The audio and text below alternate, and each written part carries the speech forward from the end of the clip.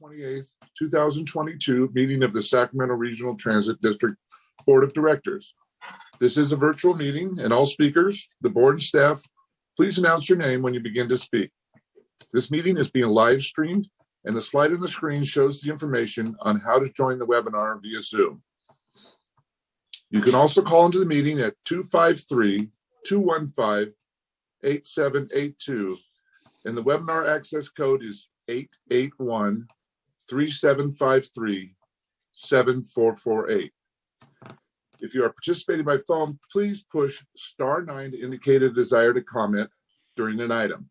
If you are joining us online through Zoom, please push the raise hand button and be sure to unmute yourself when it's your turn to speak and voluntarily state your name for the record. Thank you. With that, Tabitha, would you please call the roll?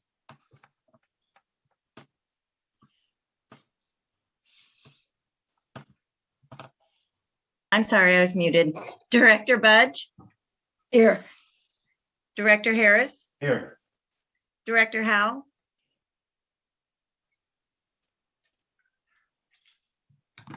Director Howell? I think you're muted. I'm here. Okay. Director Hume is absent. Director Jennings? Here. Director Kennedy? Director Natoli? Here. Director Chenier? Here. Director Cerna? Here. Director Valenzuela is absent. And Chair Miller. Here. And with that, we have a quorum at 8 votes. And this meeting of the Sacramento Regional Transit District will be cablecast on Metro Cable 14, the local government affairs channel on Comcast, Consolidated Communications, and AT&T Uverse. Today's meeting will air on Friday, March 4th at 2 p.m. and Sunday, March 6th at 9 a.m. on Channel 14 and webcast at metro14live.saccounty.net and is closed caption. This meeting can also be viewed at youtube.com/Metro Cable 14. Thank you, Tabitha. And with that, would you join me for the Pledge of Allegiance? I pledge allegiance To the flag of the United States of America and to the republic for which it stands, one nation, under God, indivisible, indivisible, with with liberty and justice for all. Thank you. Please call the first item. So we have the consent calendar, items 2.1 to 2.7. Excellent. Any director questions or items they wish to be pulled? Chenier moves the consent. I'll second. All right. Is there any public comment on the consent items, Tabitha? There's no email public comment, and at this time, I can open it up for public comment. You can press *9 if participating by phone, or raise your hand if participating through Zoom.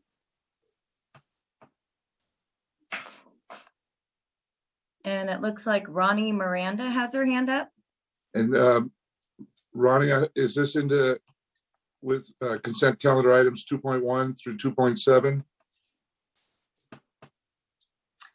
It looks like she put her hand down, or he put his hand Yeah, down. we'll have public comment on item 6 if it's not for a particular consent calendar item. With that, any director comments?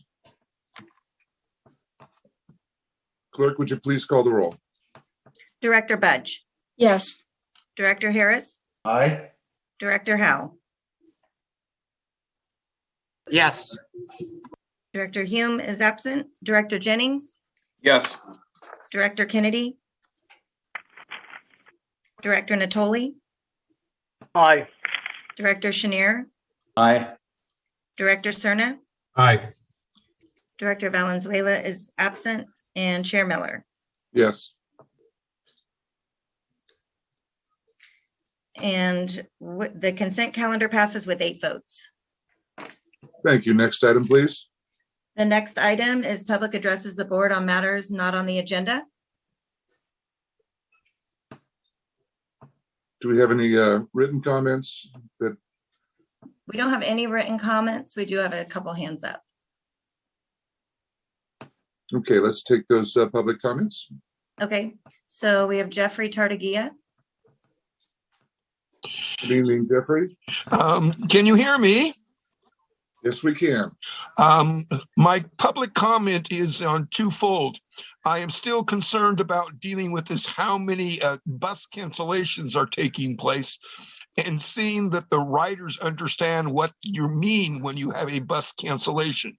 But the second thing is I went up to the I-80 location today and it kind of was disturbed a bit that not only was the, should we say, elevator blocked off, but as getting out of the light rail with those distractions, I didn't realize that a plywood had been put right next to the cement on the sidewalk for dealing with your access point for the ramp. I ended up going on that and there's no support underneath that. Please get maintenance or somebody to observe and correct that and get a 4x4 or something underneath it, because it definitely suddenly sagged on me. Didn't throw me off my wheelchair, but it definitely sagged on me. And with the distraction of you having to look up and see what's going on with the chain link fence around and trying to read what signs are telling you where to go and where not to go, please get that corrected and handled.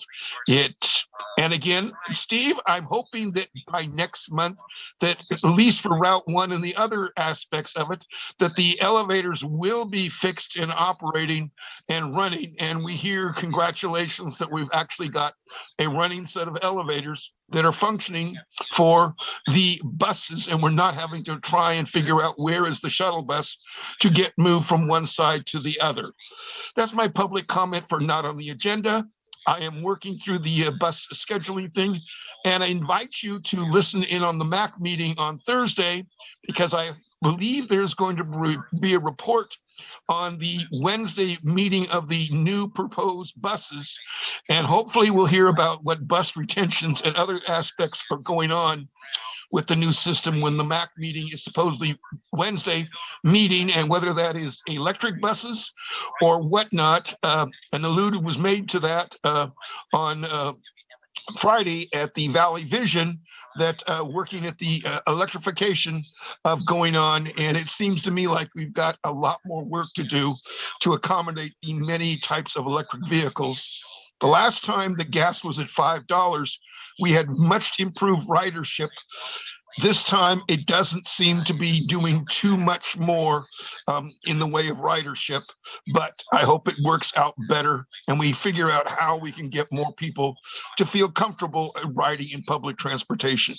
And with that, I will end my public comment for items that are not on your agenda. Thank you. And thank you for your comments, Jeffrey. We'll see if we can take care of your concerns. And yes, I'm hopeful we have those elevators up and running very soon. Next speaker, please. Okay, next we have Glenn Mandelkern.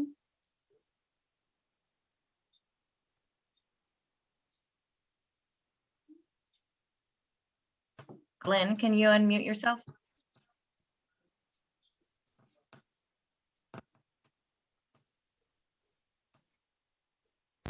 Can you hear me now?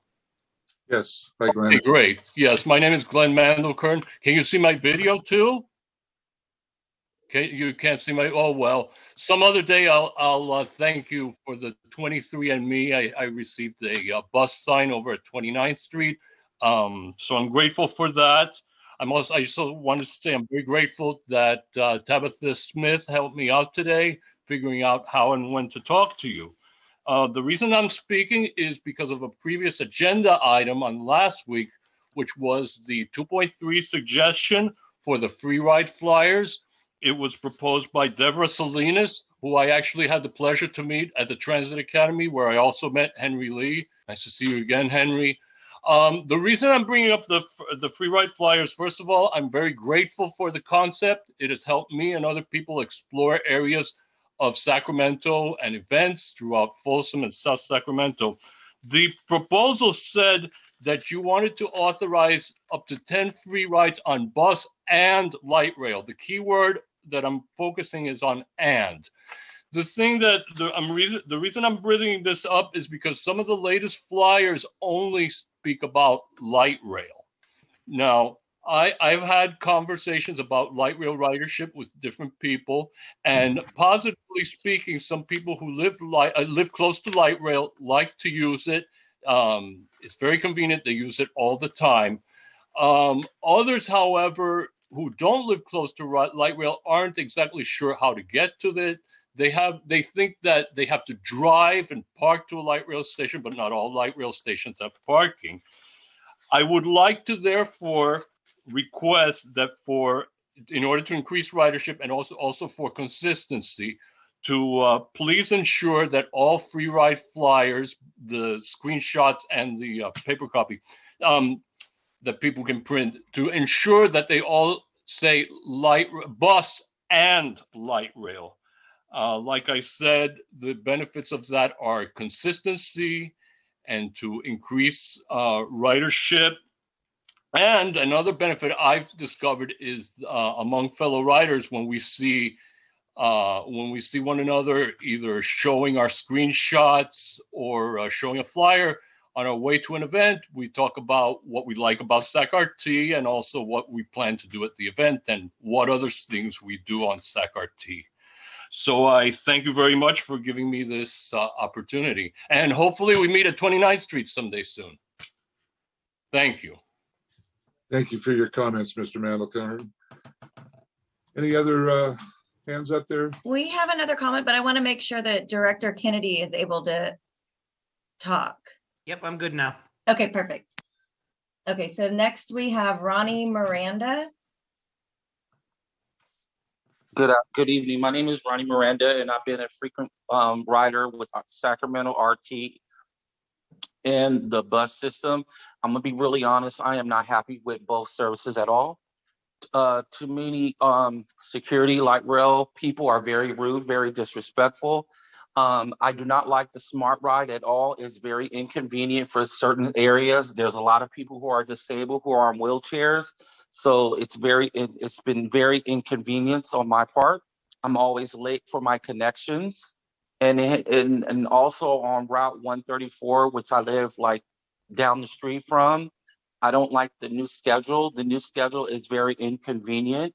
I'm planning to go to Sacramento State University in about 2 to 3 years. I'm a disabled passenger, and some of these routes need to be improved. I ride bus 67 and 68 going both directions from Midtown, from 29th and F to Cosumnes River College, Sacramento City College. On both directions, I go to the Art and Fair Mall.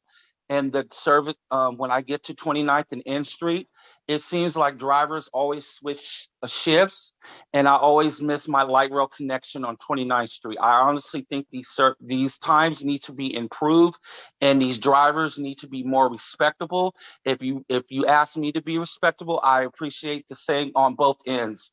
So I'm going to continue to complain until this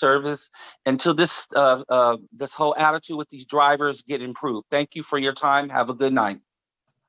Thank you, Ronnie. Thank you for your comments, Ms. Miranda. Any other speakers, Tabitha? There's no other hands up. All right, let's move on to the next item, please. Next item we have is new business, item 7.1. It's an information item, SAC-RT Zero Emission Vehicle Transition Plan, Phase 2. Laura Ham and James Boyle are here to present this item. Good evening, Chair Miller and directors and members of the public. Tonight we'll be presenting to you Phase 2 of our Zero Emission Vehicle Transition Plan.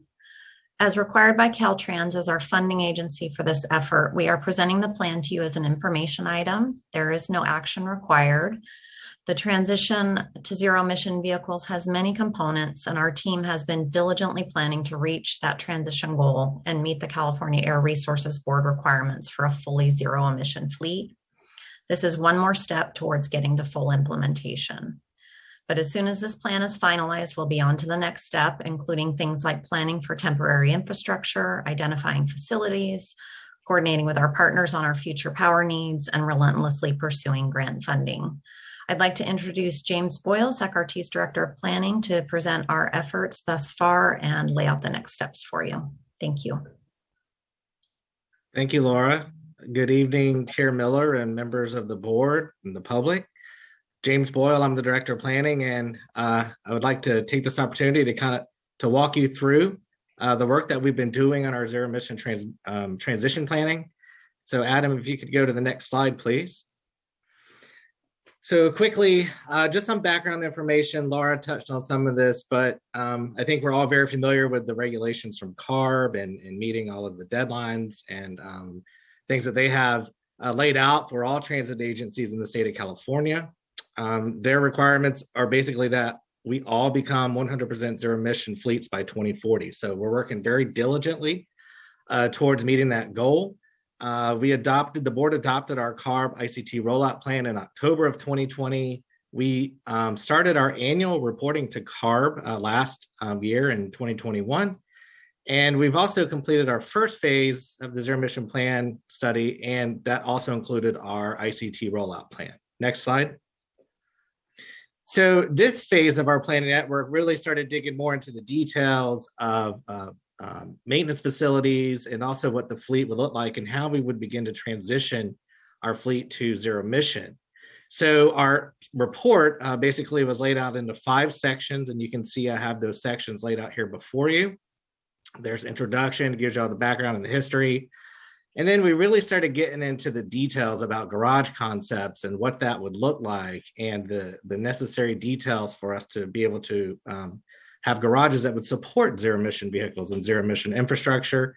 And then we also talk about the transition of our fleet, the construction schedules and procurement schedules. Cost and funding obviously is very important in this whole transition planning phase. And then we'll talk about findings and next steps at the end. Adam, next slide. So quickly, on the facilities planning side, this is a large undertaking, and we have a large fleet. And so what we really have to do is start thinking out into the future, 20 years from now, 30 years from now. So our plan looked at spreading our fleet out. So what you'll see in our plan is the proposal of 3 new purpose-built zero-emission bus garages. We propose to have one in the north part of our service area, one in the southern part of our service area, and a smaller one out in the eastern part of our service area. And all of the garages would take into consideration battery electric buses, and 2 of the garages, the one in the north and the one in the south, would also take into consideration hydrogen fuel cell buses. So throughout the planning process and the transition process, we are also going to have to make sure that as we acquire new zero emission vehicles that we're able to charge them and store them properly. So we'll have a transition period where we'll have to go from transitioning from our CNG fleet, having those vehicles downtown, being able to charge, and then transition completely to zero emission by 2040. Next slide, Adam. So a table quickly here just kind of lays out for you the concepts of the east garage, the north garage, the south garage. The exact locations are still to be determined. So this was a very high level study and just looking at very general specific locations and not very specific sites. And so the functions of our garages, the east garage obviously would be much smaller. The north and south garages would be able to store vehicles, dispatch vehicles, and also have operations and maintenance capabilities. As I stated earlier, the east garage would at this point be battery electric only charging infrastructure, but both the north and south locations would be able to accommodate battery electric or fuel cell hydrogen. And then the numbers you see here are just minimum fleet capacity, and this is based on coordination and discussion with our bus operations folks and bus maintenance. So really trying to get a handle on our fleet now, our fleet in the future, and how we want to distribute our buses throughout our service area. And then we also discussed parking, of how we want to park and store the buses at all these sites as well. Next slide, Adam. So this is a kind of a conceptual plan, if you will, and this takes into consideration a possible site here in the Sacramento service within our service area. And really what you can see is just a layout. And this kind of gives you an idea of, as we begin thinking about this transition to zero emission and the charging infrastructure and the growth of our fleet, how do we want to lay out our site plans, and how much property are we going to need, and what is, the maintenance buildings going to look like, and how is everything going to fit together? So this is really what we focused a lot on in our plan, and we developed garage concepts for north sites and south sites and sites out in the east. So we have concepts for smaller sites and concepts for larger sites. So this here, what you're looking at, would be a much larger site. Adam, next slide. So the ZEV transition schedule, what you see here in blue are the number of zero emission buses we have in our fleet. So you can see as we start going out in time and we get closer to that 2040 deadline that CARB has set for us, our goal is to be 100% zero emission by 2040. So you can see we really start ramping that up 2029 and then out to 2030 and 35, and then all zero emission fleet by 2040. Next slide. So I also wanted to lay out for you the cost. We go into a little bit more detail on this in the actual report itself, but I thought it was important just to kind of put some of the concepts of cost out for you to see. And as you can see, this is not going to be an inexpensive effort. It's actually quite expensive. And so it's going to be very important for us to make sure as we're planning our transition to zero emission that we're working with our regional partners and the state and our federal partners and trying to secure as much funding as we can to make the transition. So, not only purchasing all the new vehicles, but making sure that we have the property we need, we have the facilities we need, we have the charging infrastructure we need. There's just a lot of work still ahead of us, as Laura said earlier. So this really kind of gives you an idea, and it's not meant to be specific, spot on dollar amounts, but really kind of a range or an idea. And as you can see, the cost add up pretty quickly when we really sort of put pen to paper and start costing out what is this actually going to cost. Next slide, Adam. So the construction schedule, I thought this was important as well. And it really gives you a great understanding of the amount of work and the amount of coordination that has to take place. And so as you can see, we have laid out here just the different stages of our construction and how we need to make this transition happen. So again, looking at properties and acquiring properties, working with SMUD. SMUD is going to be a huge strategic partner with us in this effort. And so we've already started some of the initial conversations with SMUD on power availability and what that's going to look like. And then, of course, once we have sites identified and funding secured and working with SMUD, then we move on to design and construction. And so you can see by the timeline here, some of these things we can actually do concurrently, but we got to get moving on it because time will run out on us and we don't want to miss the CARB deadline. So you can see it's going to take a couple of years for us to get through these all these different stages here for us to make the transition to zero emission vehicles. Next slide, Adam. So next steps, once we get beyond this, we'll definitely need to start thinking about acquiring sites, and we need to start more coordination with SMUD and other agencies across our service area. And we will also want to continue to refine our conceptual drawings and get to 100% plans and a detailed master plan. And then we'll also need to start thinking about our service. How is our service going to be affected by relocations of maintenance and garages and storage of vehicles and the impacts of that cost as well.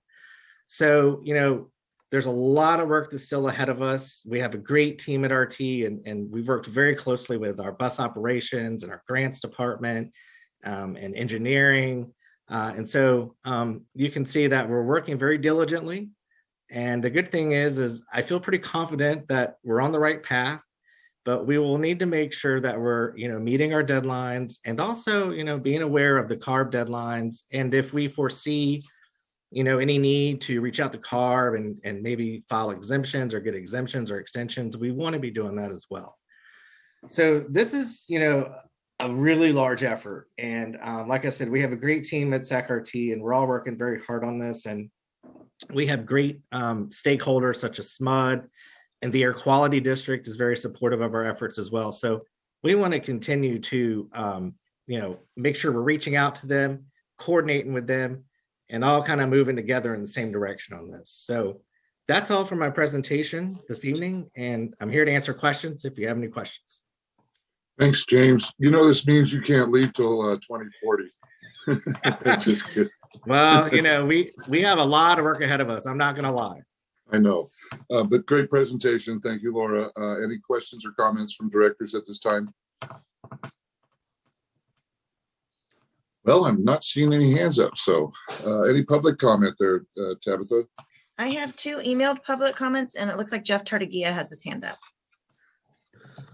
Okay, let's hear the 2 written comments, please. Okay, so the first email is from Jaime Lemus, Division Manager, Transportation and Climate Change. The Sacramento Metropolitan Air Quality Management District supports SAC-RT on their zero emission bus phase 2 plan. For the last 4 years, SMUD, SAC-RT, SACOG, and the Sac Metro Air District have been working together to support each other's priorities and advance our region's climate goals. Since CARB's adoption of the innovative clean transit regulation, the Sac Metro Air District has been working to financially support SAC-RT's fleet transition to zero emission. Sacramento is growing into an increasingly important regional center for jobs, housing, and entertainment, and it is vital that the region's primary transit operator move forward with this transition. The vehicle transition must also consider fueling infrastructure, which makes this transition more challenging and more expensive. The 3 new proposed ZEB garages are part of a critical infrastructure component for the transition of the SAC-RT fleet to full zero emission and showcase SAC-RT's commitment to greenhouse gas reductions.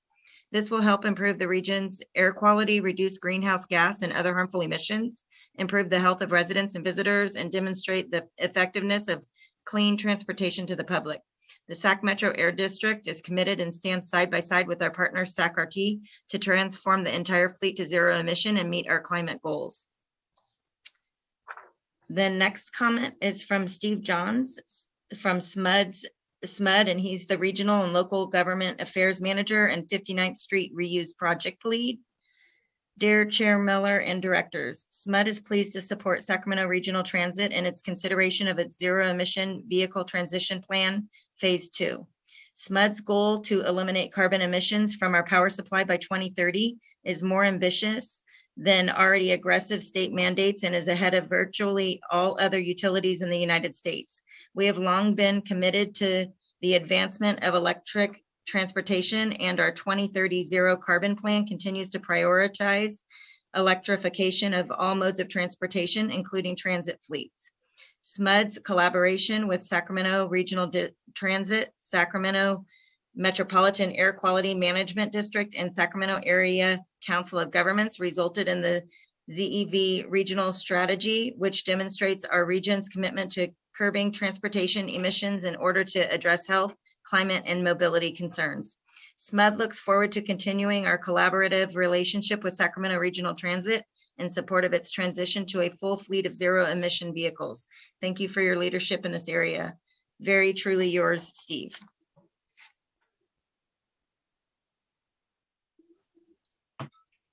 Both good comments. Jeffrey, next. Yeah, I was able to listen in the start of this on Friday's Valley Vision. And as far as I know, with fuel cells, only the 76 station has got fuel cells currently going on. I don't know, again, in the weeds, but are you planning on natural gas, or are you planning this all intending with electrification? Because that requires more than 500 watts of power to be sustainable. And how many of the 240 volt fast chargers, like what may be going into the power in location, are going to be needed and provided for? And does this mean you're going to be making micro transit hubs to provide power, or are you just going to use Elk Grove, McClellan, and other locations to be charging centers? That's just a quick couple of questions.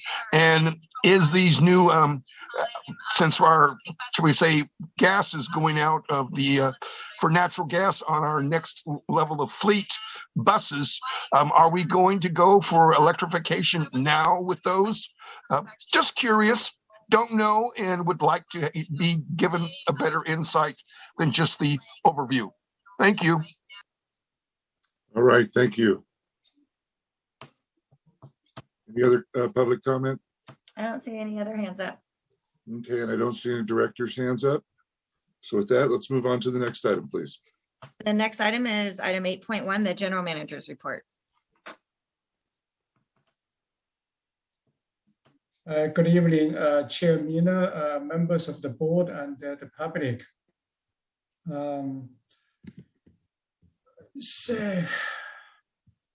I want to begin by sharing bittersweet news. After nearly 20 years with SACRT, rising up through the ranks, I'm sorry to say, to inform you that our CFO, Brent Berninger, will be leaving us for his lifelong dream job.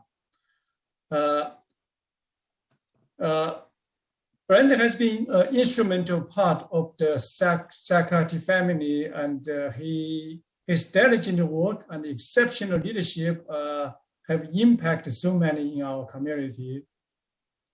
When I first came to SACRT 6 years ago, I started to work closely with Brent. At that time, Brent was our accounting director, and then promoted to CFO to successfully turn around and transform SACRT's physical health. Since he took over the role as CFO, he has been instrumental in the successful implementation of many sound financial and business initiatives. The list of SACRT's accomplishments he played a critical role is long, so I will not go through them all, but I just want to highlight some programs and projects Brent helped to lead. Firstly, he worked closely with all the jurisdictions and school districts in the county to secure fundings to launch the Right-Free RT program in early 2019, the nation's first unrestricted fare-free use program system-wide. Then he helped to secure several $100 million for our light rail modernization program from state and federal sources, and to grow SACRT's operating reserves by more than $30 million over 5 years, and also with another $30 million cash in our bank. So we have $60 million in our bank. He led to implement the first fare reduction in the agency's 50 years history with the board approval, certainly 3-4 years ago. And also Brent helped to identify funds to launch the nation's largest microtransit program by closely working with STA and other partners. I want to say one more thing. When we start to build our light rail lines 30 years ago, 35 years ago, SACRT promised to the community we're going to start some TLDs to build some commercial and residential housing units along with other service. However, we did not really do much, prior 25 years later. And Brandon really, led the agency to significantly accelerate SACRT's TOD and the real estate mission. So far, we have, our developers have built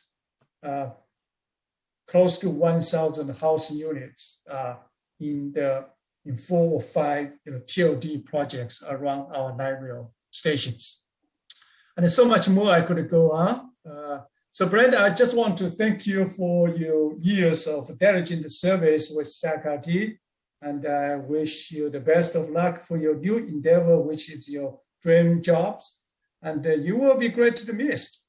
And in the meantime, I want to thank Jamie Adamon, our Assistant VP of Finance, CFO, for her willingness to step up to take the acting CFO role. Jamie actually has been taking lots of other system-wide, agency-wide initiatives and roles. I will finish my other couple points to let Brent and Jamie and maybe some board members will share some comments. Just give me 1 second. The next, I want to share that with temperatures dropping below freezing some days in the last 2 weeks, SACRT again stepped up to assist with shuttle transportation to and from warming centers for city and county homeless population. Extreme weather events are becoming more and more frequent, and we as a community need to be prepared. Moving forward, I hope that SACRT and other jurisdictions can coordinate in advance of extreme weather events in order to best serve the most vulnerable in our community.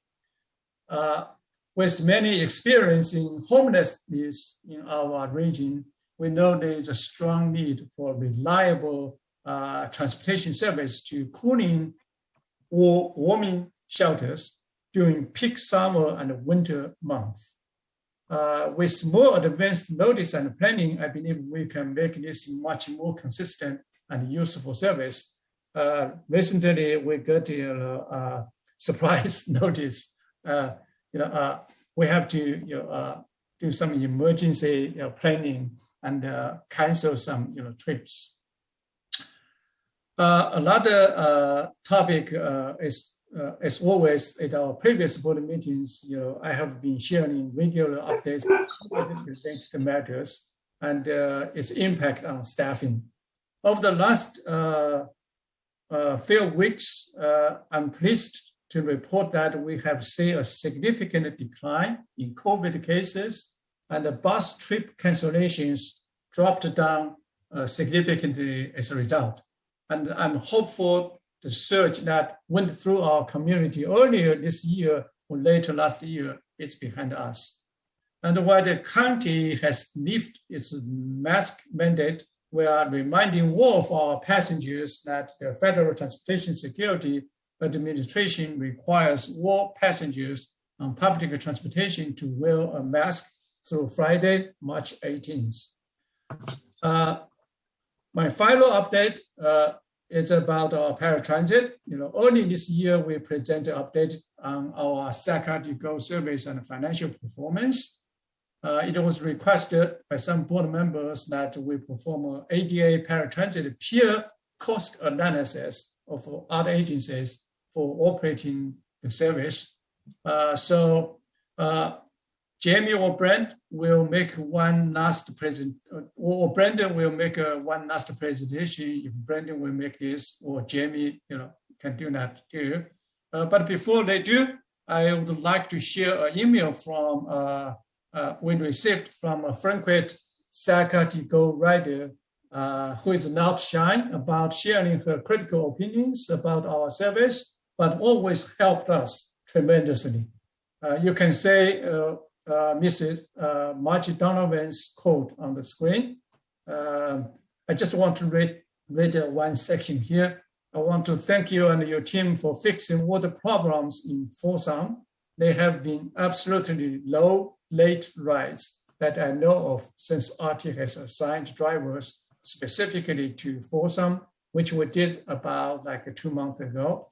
I personally want to thank you for taking the issue seriously enough to put the time in to remedy them. Thanks. Then, Brent, if you want to share some comments, wishes, it's your time. And then after that, our board members and Jamie can start to do the presentation. Okay. Good evening, everyone. Good evening, Chair Miller and members of the board. I want to start out saying I want to thank you all for the opportunities that I've had at SACRT. Henry, When you came here, you've given me lots of those opportunities. I've seen all the different areas of not just the traditional finance. I got real estate. I've got I had procurement, HR, all these different areas. And I don't think I would have had that anywhere else. So I want to thank you for that. And board members, I actually want to thank each one of you. I know I've worked with each one of you, but I've also worked with your staff. And I think you guys are so dedicated to public transit. I think that that shows at these meetings. There's good engagement, and I think people enjoy coming to these meetings and hearing about public transit. And I could say, it's nice to see. I mean, the public transit provides clean air for everyone. I think that's great for an area that has a lot of smog and a lot of poor air quality. It's really good that we support public transit. And then I do want to thank all the top executives that are on here right now. Maybe if you can all turn on your cameras. I just want to see you guys, Ichi, Shelly, Olga. Where are you guys? There you go. Hi, Olga. Hi. And Carmen, Laura, thank you guys. And Lisa, there, I see you guys. Thank you guys. This team is top. They are fully dedicated. I'm not sure if you're aware, but we all have our phones, and if there's an event that occurs, they are all on it. They know this. They're on their weekend. Yeah, it's just I just want you to know they're totally dedicated, and so dedicated. I want to give out a special, take some time off, get some enjoyment. There's a little plug for you. I'm sure. I don't know if Henry likes me to say that one, but I do think that they all work so hard. I do think they do need a little bit of time to kind of enjoy themselves, because that's what life is about, right? It's about finding some good memories with your families and whatnot. And then what's really important to me too is the staff I work with. I've really enjoyed everyone in the department.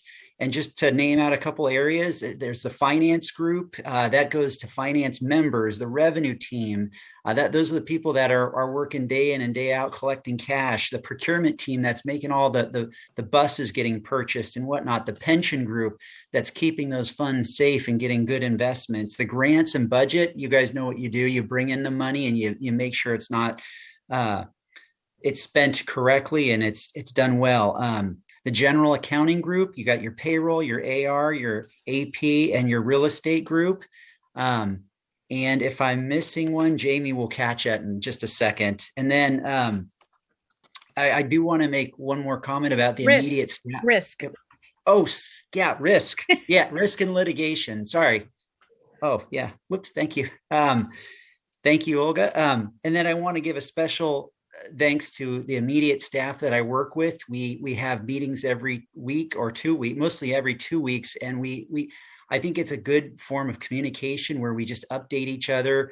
It's a good open forum where people can talk, people can share ideas. We're all trying to solve the problem because not one of us has the right answer, but we do it collectively. And it's not just, it's not just your highest level people that can come up with these great ideas. So I just want you guys to know this. So I want to name a couple of people. Jamie Adelman, and I think many of you have seen her on the retirement board, and her and I have been working together for 9 years, and she's been by my side the entire time. So I have full faith and confidence in her. She's done an excellent job. She's, worked with us through the bond issue, the refinancing.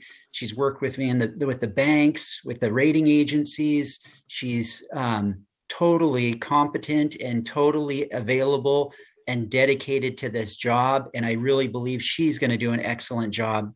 There's Eric Wrights on the grant side, Maria Whitworth on the program analyst, Roxana Borgos. I've got Artak, and I'm going to say his last name, Paskavichian. And sorry if I botched it a little bit there, but did I say Tracy? I don't know if I said Tracy's name, but if you guys Canfield, she's in our real estate. I just want to thank you guys all. I think it's been a good time here, and I will be sad to say goodbye to everybody, but I'm also looking forward to something new too now, So I think that was it. Thank you. Brent, thank you very much. You mentioned clean air. You've been a breath of fresh air. Thank you. I'm very sad you're leaving us, but I'm very happy that you found your dream job. Yeah. And for me, the most important things is you got us into the black. Yeah. You brought our finances around, and you know it's important to me to see us grow our reserves. So we had that shock absorber for the times when expenses exceeded our revenues and we were waiting for money. These kind of things really helped this agency, and I appreciate it. And again, thank you, and wish you well on your next endeavor and all your endeavors, for that matter. Thank and with you. that, I do have Directors Chenier, Harris, Cerna, and Jennings lined up. Director Chenier. Thank you, Chair. Brent, I'm really sorry to see you go. You know, I've been on the board a little over 11 years here. It's been a real roller coaster. As you know, I feel like we started at the bottom and slowly pushed our way up. And then it's been the last few years, and particularly since Henry's here, has been the ride going down. Yeah. You know, as Steve just said, you've really helped bring us from a place where we were spiraling, I think, into bankruptcy, and you know, turn that around to the point where we're not only in the black annually and structurally, but we have a very healthy reserve, and you deserve a lot of credit for that. And as I've watched over the last 11 years, I mean, I don't think you've ever said no. You've become, well, you were, and even more so, have become a real problem solver, taking on the hard issues, whatever they are, and really helping us figure it out for the benefit of both RT and then the jurisdictions. So you know, I know my colleagues want to say a few things here, but I just wish you well. I'm jealous of your retirement. I got 4 years here, but you know, I hope you enjoy it.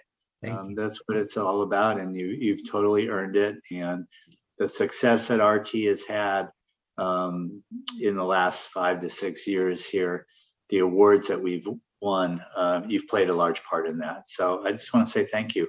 Appreciate it. I think you've been a great public servant, and again, wish you well and have fun. Thank you, Director Chenier. And I'm really proud that the students initiative that you talked about so long ago, that we were saying, I don't know how we can do it. I'm so glad we did it, and it's paid off.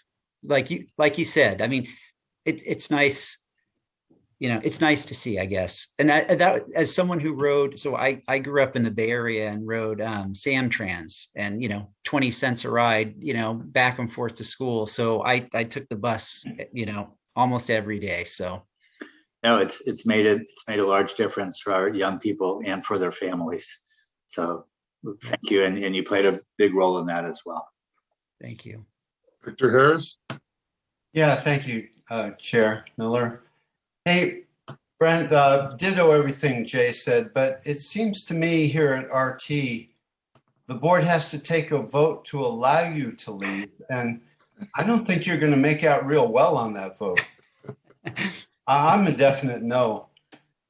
There's another issue here too, that if you're going to your dream job, that means the RT isn't your dream job.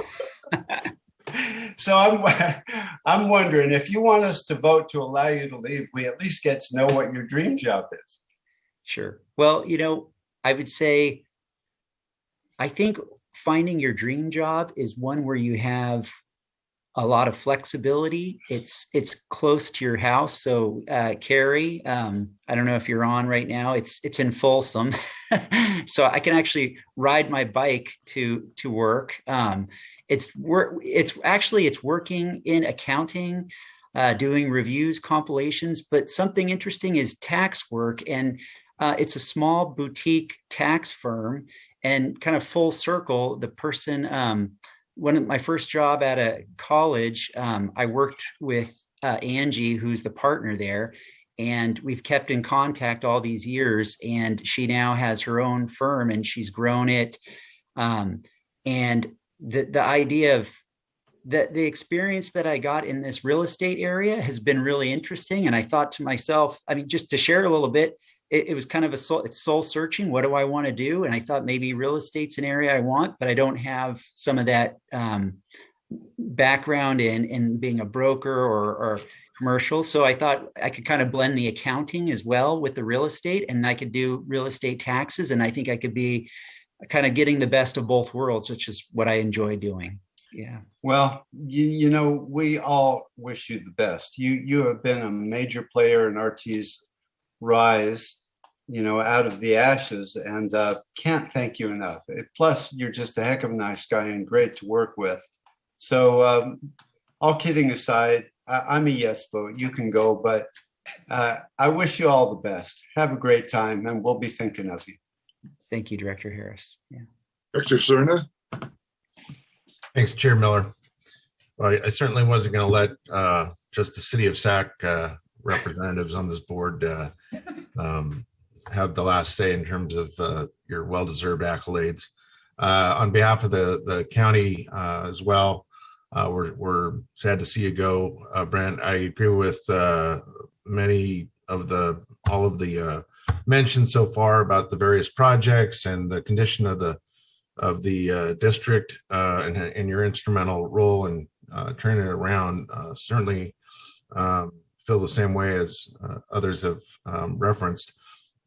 But I thought I'd say something a little bit more along the lines of just kind of the fact that we as electeds, local electeds, you know, we deal with so many people. We deal with so many different staffs. I mean, the last count, you know, I'm technically on 30 plus boards and commissions and have been since 2010. And I know many of my colleagues are in no different situation. So we're not only just counting on professional public servants that know their subject matter and that we rely on, you know, constantly to advise us and to give us counsel about the important responsibilities we hold to adopt and implement important public policy measures and be thoughtful about resource allocation. But we work with a lot of different personalities, and sometimes those personalities, you know, can be, you know, interesting. They can be stressful at times. But I got to say, of all the folks I've had the opportunity to work with in a professional capacity as an elected member of the Board of Supervisors and an elected member of this district board, for whatever reason and by whatever means, you have been able to sustain this incredible buoyancy in your positive outlook that is pretty infectious. And I know that you'll take that to your next professional adventure, and I know it'll serve you well. And it's been something that has been very refreshing at times, especially at the end of a long day. And we have these board meetings when we do, and you know, see your smiling face and to hear you give us our you know, occasional board reports the way you do has always been welcomed by this board member, and I think others as well. So a lot to be said for your personal disposition in life, and you have certainly impressed upon me how important it is to be nice and decent to one another. So thank you, Brent. Thank you. That was really nice, Director Cerna. Thank you for that. Director Jennings, followed by Director Howell. Thank you very much, Brent. I want to say ditto to everything that's been said tonight, and I don't want to repeat it. I think I'm on the same page as all of my colleagues, but especially Supervisor Cerna just really expressed what I feel about you and how you handle your business, how you walk into a room, how you give credit to everybody else. And that's what you started off tonight, is giving credit to everybody else, right? And I want to make sure you know that we want to give credit to you for everything that you've done for this organization and for the person that you are. If I were drafting, whether it be basketball or football, you absolutely would be a first round draft pick. And not only a first round draft pick, you would be the top pick, because not only would you be able to come in and perform based on what you do as an individual, you would be infectious to every single person that you touch, just as you are. And so you would change the whole altitude of the team because you touched each and every one of them with that incredible smile, that infectious style, and that smile that just opens up the whole room. And I just want to let you know that all of us see that every single time we interact with you. And so wherever you're going, I know you're going to take that with you, and wherever you're going is going to be a better place because you are there. If I could bring you on my team tomorrow in any capacity, if I could make my organization, what I do, your dream job, there would be no interviews. You would have the job hand down, ready to go. And I just want to let you know that. So if there's any room to change your mind, to not ride your bike to Folsom, if there's any opportunity for you to come on my team where together everyone achieves more, if there's any opportunity, I just want to let you know you're a first round draft pick and I draft you in a heartbeat. Thank you so much. And you know what? I just want to say not only for those comments you said, but thank you for those tips when we played golf, because I don't know if you remember, but I'm telling you, like, I couldn't believe it. I'm like, I'm not a good golfer. And you're like, I'm not going to do a lot, but I'm just going to show you a couple moves. And it was like magic. So I know you're an athlete and you're an amazing athlete. And yeah, I'd love to be on your team. I'm probably not as coordinated in some of these sports, but hey, I will cheer on that team. No question. I know you will. You always have. Yes. There's no question. We wish you the best of luck. Thank you, Director Jennings. Well said, Rick. And now from the city of Folsom, a rebuttal. It's not a rebuttal, and I'm going to be quick because it's loud where I am. But Brent, I'm really, really, really going to miss you on the RT team. But the fact that you're staying on Team Folsom, hip, hip, hooray for me. So yes. I hope to see you soon. I'll see you. Good luck in your Van next Buren. adventure. Yeah. Thank you, and Henry, thank you for solving all problems in Folsom, according to Margie Donovan. I'll be sure to let Elaine know. Thank you. Very good.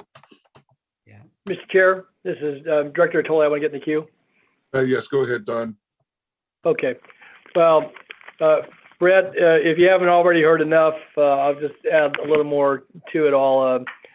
Certainly, my colleagues have said it well, and I think the sincerity in the comments, but certainly the praise for you for your, talent, certainly your addition to the collective brain trust and good work at RT has been exemplary, and I think you can go to your dream job knowing obviously that you've had a large impact not only on the regional transit organization, but certainly to people in general, because as noted in some of your comments, the service that we provide to the traveling public and all the various things that regional transit is involved in that contribute to the betterment of the community as a whole certainly are due in great part to the dedicated staff and the leadership, certainly the financial leadership that you provided, and I think the innovation and creativity that Henry and the whole team have brought to problem solving, to service improvements, and to just the general direction that RT is headed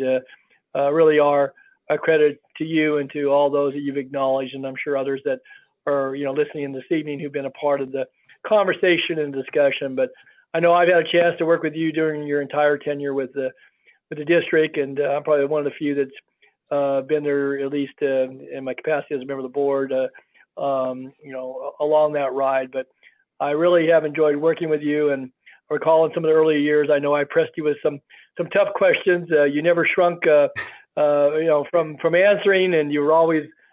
One thing I appreciate, I remember this, that if you didn't know the answer, you'd get back, and I remember sometimes I'd have the answer before I got back to the office or the next morning, because you were very conscientious in your approach, and certainly in attempting to, be responsive, not just attempting, but being responsive to questions, whether from the public or from a board member or from anyone else. And I really enjoyed working with you. Certainly want to wish you well, and I know that the RT team is going to be down a member, and I'm sure, Henry may lose a little sleep, but we've got obviously folks that have ventured under you who can rise to the occasion. And as a member of this team, wish you well as you, depart to do things that will certainly, bring professional, satisfaction to you and rewards in many different ways. But you've been a real asset, and I know that our organization, this community is better for the contributions you've made, and give you credit where credit's due. And just wish you Godspeed in your work that lies ahead, and wish you and your family all the best, Brent. And I'm sure you won't be a stranger, and we'll run into you from time to time. And but just take great pride in all that you've been able to be a part of and contributed to, and and let the glow shine a little bit, and then you'll be on to the next adventure in life. But all the best to you, and I know you'll continue to do great things in our community. Thank you. Good luck to you, Brett. Thank you, Director Natoli. And just want to say something back to you is I remember, we were on the retirement board early on, and actually on the regular board too. I always appreciated that you actually always recognized the finance group for getting back then what we called the CAFR done, and all the hard work, and that didn't go unnoticed. I always knew you were there to comment on that, and so thank you, and I appreciate that, and I appreciate you as well. Thanks, Brett. Take care. Yeah. Any other directors? Thank you so much, Brent, and we do wish you well. Thank you. Take care. All right. All right, and I see Linda's everybody's applauding, but with their. Thank you, Linda. Oh, all right. Let's move on to Henry. Are you done? Yes, Jamie has a short presentation to share with the board. Okay. Sure, and Go ahead, Jamie. thank you, Chair Miller and members of the board. Here's a presentation is up, but it looks like I've got big shoes to fill, and not just because Brent is 6'3", 6'4". It really is because of his work over the last 20 years, and I look forward to working with the board, and just appreciative of the opportunity that Brent has given me throughout the years, and then again here as he moves on to his next adventure. So I'll go back to the presentation, please. Thank you, Adam. And I'll just go ahead and jump right into slide 2. So tonight I will be reviewing the peer comparison that we completed regarding the ADA paratransit service cost per trip. To perform this analysis, we obtained the FY20 National Transit Database, NTD, information, and we used that as our base for everything that we did. From there, we then determined our peers by comparing data for transit agencies with greater than 225,000 trips provided in FY20. We did exclude one agency called Access Services. They are an agency that serves multiple transit agencies in the greater Los Angeles area, and they provide more zone-based rides rather than single-seat rides. This is a material difference from the peer group, and for that reason, we did exclude them from our peer analysis. The next thing we did was to compare the FY21 cost per trip. We did escalate the FY20 NTD data that we received, and we escalated that by 6.01%. That percentage is representative of the West Region CPI table, all items, for the time period June 2020 to June 2021. We wanted to ensure that we used a reasonable and consistent escalation factor when reviewing all the transit agencies' data. And then finally, we obtained the FY21 trips provided by each agency from the NTD December adjusted data report.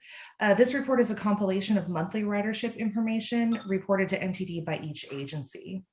Next slide, please.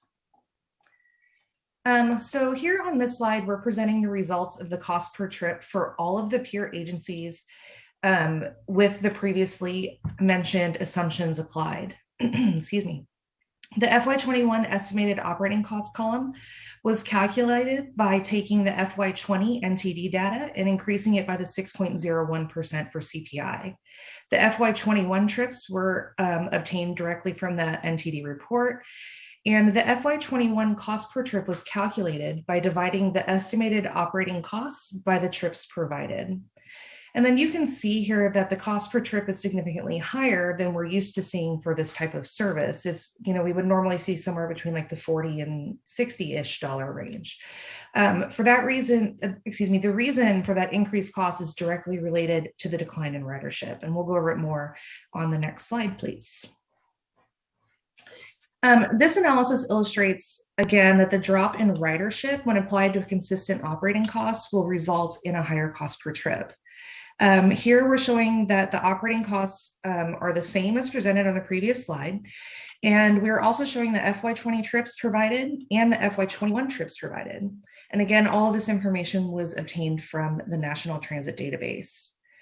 The cost per trip was calculated the same way, but here we're showing the cost per trip for 2 different years. The FY20 cost per trip is operating cost, presented here, divided by FY20 trips.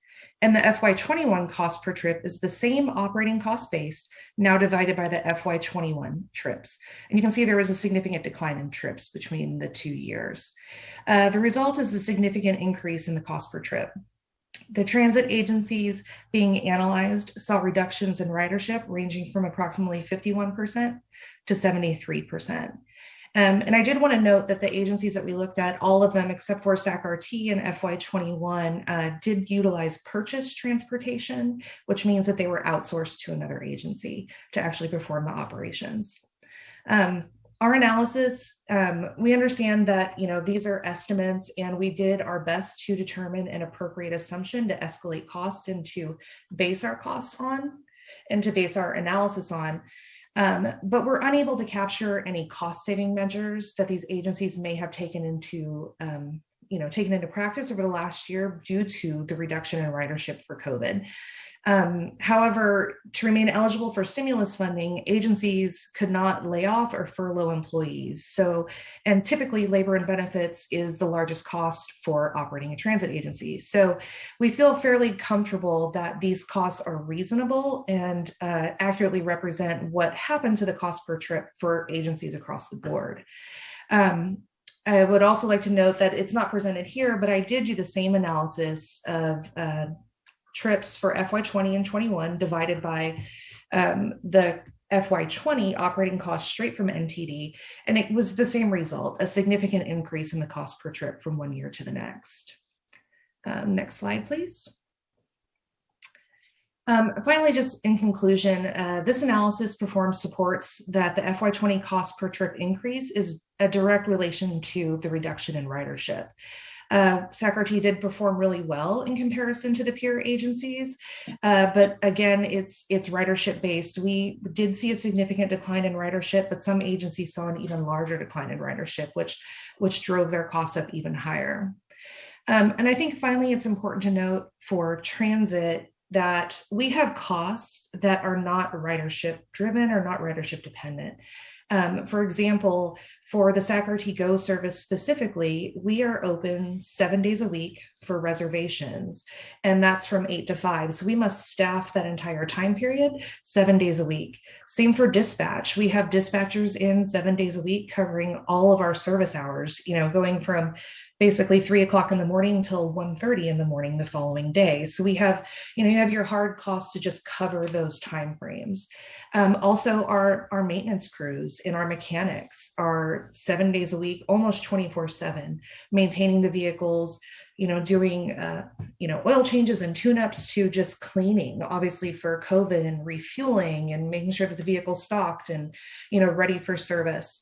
Also, operations. And then we have contractual costs, such as our scheduling software, that we incur the costs whether or not we're providing service or not, and other overhead costs, right, for allocation to that program, including, payroll and finance and risk and legal services and IT and all the support that's, provided to that service line. So I think as ridership continues to rebound, we'll see reductions in that cost per trip for the SAC-RT Go service, and we'll start to get back to what we consider, kind of the norm for a cost per trip for ADA paratransit service. And that concludes my presentation, and I'm available for any questions. Thank you. Any questions or comments from board members? Not seeing any hands up. Thank you, Jamie, for the detailed presentation. That really helped. Thanks. Thank you. Okay, Henry, is that it? Yes, that's it.